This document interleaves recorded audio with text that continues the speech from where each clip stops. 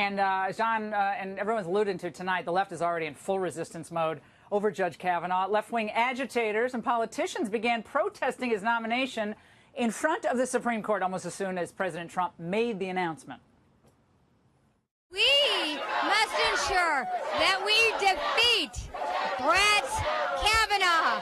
All our rights are at stake. He is a dangerous man who will endanger our fundamental freedoms. This just must not become the next justice on the Supreme Court. And what that will take is all of us fighting as hard and as long as we can. We won't stand for any nominee, no Brett Kavanaugh, that wants to take away our constitutional rights. Hell no on Kavanaugh! Hell no on Kavanaugh! They must have had a lot of different signs. Hell no Coney Barrett, hell no Hardiman, but they had to put up the Kavanaugh sign. Well, the left-wing Center for American Progress put together tonight's protest. Joining me now for reaction, Chris Hahn, former advisor to Senate Minority Leader Chuck Schumer, Harmeet Dillon, the RNC committee woman in California, and Matthew Lemke, an attorney in Alabama who previously clerked for Justice Kennedy. Has been following this very closely. It's great to have all of you on tonight. Matt, let's start with you.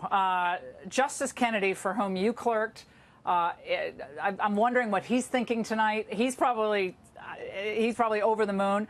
But that association with both Justice Kennedy and the Bushes did give a lot of conservatives, before we get into the resistance, pause about Judge Kavanaugh, whether he'd be the right type of justice, whether he'd evolve in the role.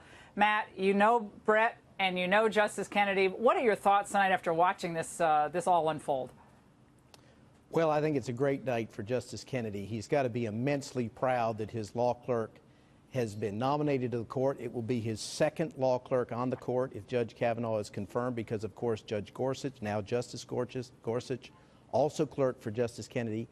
But I think in terms of the conservative concerns, look, there's a 12-year record of 300 decisions by Judge Kavanaugh that show that he is a principled conservative who believes in judicial restraint and believes that he's not the 101st senator, some super legislator, but instead he's there to interpret the law.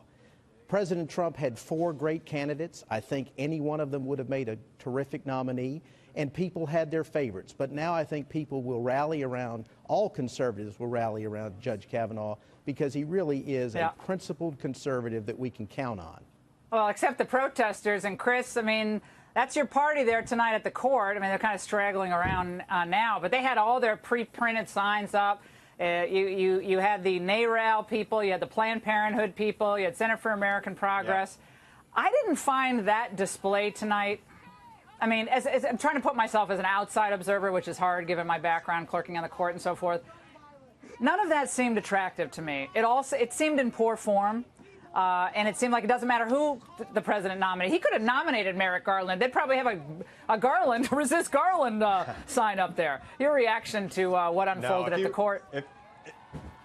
If he would have nominated Garland, I'd be here talking about how great a president Donald Trump was tonight. Maybe you, so that but not this crowd. Shocking development. But I will say this. Look, Merrick Garland, it all comes back to it. That is what set this up, right? So the left wing of the Democratic Party and the Democratic Party as a whole has no choice but to resist this nominee, regardless of his qualifications, regardless of his background, because they feel like their nominee was stolen by Mitch McConnell 2 years ago. And as a result, we are in for probably the Super Bowl of all Super Bowls of battles in Congress over the next couple of weeks. And I think October 1 is a very aggressive deadline, especially given the fact that he has 300 decisions that people are going to have to wade through and understand, and he's going to get a lot of questions on those. And remember, I heard Mr. Leo talk about the Federalist Papers. My favorite Federalist paper is Federalist 51. Ambition must counteract ambition, and Congress has lacked ambition to counteract this president and check it.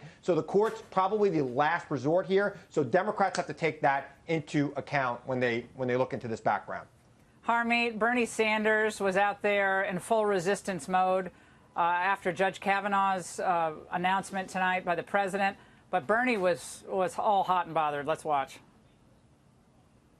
What we are talking about here is in a moment in American history where we have right-wing extremists controlling the House, the Senate, and the White House.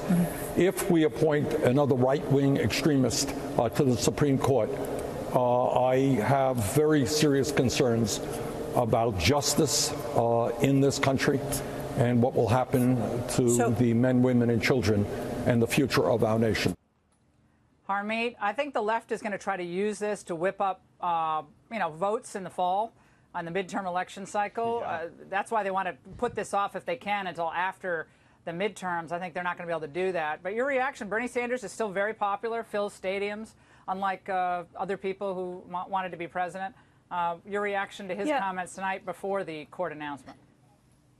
Well, I think it's ironic that this whole thing has occurred because Hillary Clinton rigged the whole Democratic process so that Bernie Sanders couldn't get traction, and now here we are. I mean, as a conservative, I'm very grateful that Donald Trump is now making the second terrific pick. But the reality, Laura, is no matter who had been picked, and remember in the Gorsuch situation, Democrats had these blank signs, and they actually took markers there and they filled in the blanks as to who was the person they're going to be protesting against. I'm sure that was happening today as well in D.C. It doesn't matter who it is. It doesn't matter who it was. It could have been anyone on that list of 25 or even any conservative, and the same hysterical reaction would have been there. I mean, it's an hour later, not even an hour later, and blood is already running in the streets, according to these people. But remember that the same crowd, NARAL, NOW, remember People for the American Way, they said that Justice Souter was going to overturn Roe v. Wade.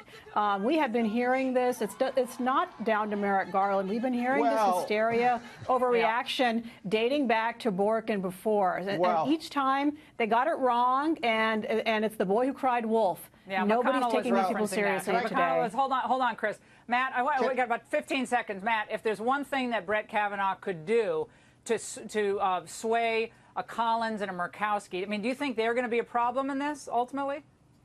Well, I think he's going to emphasize the importance of stare decisis, the idea that courts should be very hesitant to overturn precedent. And he's going to think about it. That's right, an independent judiciary. We're out of time. We'll be right back. Stay there.